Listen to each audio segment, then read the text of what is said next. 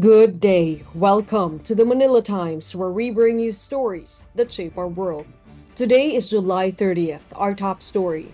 The trust and performance ratings of President Bongbong Marcos has significantly improved this second quarter. According to the latest survey by Okta Research, on the other hand, the trust and performance ratings of Vice President Sara Duterte has declined significantly from the previous quarter. Marcos' trust and rating increased to 64%, up by 4% from the previous quarter. His performance rating also increased by 3 percentage points to 62%. Duterte's trust rating declined to 54%, while her performance rating dropped by 6 percentage points to 50%. The survey was conducted from July 12 to 17 of 2025 and had 1,200 respondents. In other developments, the zero billing initiative applies to all patients in hospitals run by the Department of Health or DOH. This is the zero billing for patients that President Marcos mentioned in his fourth State of the Nation address, or SONA. Health Secretary Ted Herbosa says this policy covers patients confined in basic accommodation rooms only in any DOH-run medical facilities. Herbosa clarified that previously the zero balance for patients was only for indigents. With additional funding now for DOH hospitals, Herbosa says anyone admitted and being treated in basic accommodation does not have to pay. However, Herbosa says this policy is not applicable in the National Kidney and Transplant Institute, Lung Center of the Philippines, Philippine Heart Center, and Philippine Children's Medical Center. Moreover, Senate President Cheese Escudero has filed a bill seeking to prohibit all government officials and their relatives from engaging in public procurement or acting as government contractors. The bill covers relatives up to the fourth degree. It aims to plug ethical loopholes in government contracting.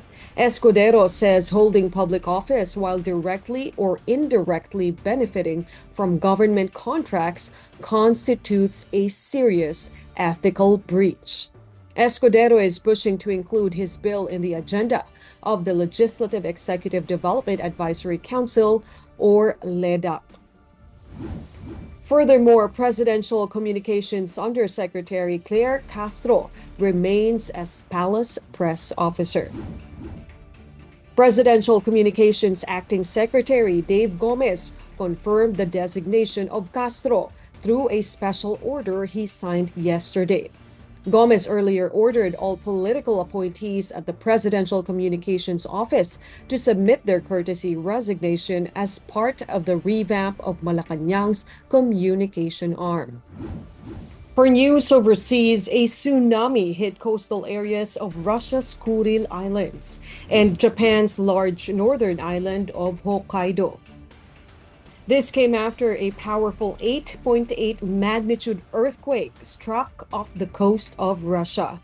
A port in the Kuril Islands was flooded after a tsunami wave hit the area. Damage and evacuations were reported in the Russian regions nearest the quake's epicenter on the Kamchatka Peninsula. Several people asked for medical help in Kamchatka after the earthquake, but no serious injuries were reported. In Japan, a tsunami as high as 60 centimeters had been detected as the waves moved along the Pacific coast from Hokkaido to Tokyo Bay. So far, there were no reports of injuries or damage. Here at home, the Philippine Institute of Volcanology and Seismology, or PHIVOLCS, also issued a tsunami advisory, urging the public to avoid coastal areas in the Pacific Ocean. That's all for now on the Manila Times Newscast. For more news and information, read the Manila Times on print. Subscribe to its digital edition or log on to www.manilatimes.net. Follow us on Facebook, Instagram, X, TikTok, and LinkedIn, and be part of our communities on Viber, Telegram, WhatsApp, and Mastodon. Stay tuned for more updates throughout the day, and remember to stay safe, stay informed, and stay connected. I'm Ezra Raya. Good day.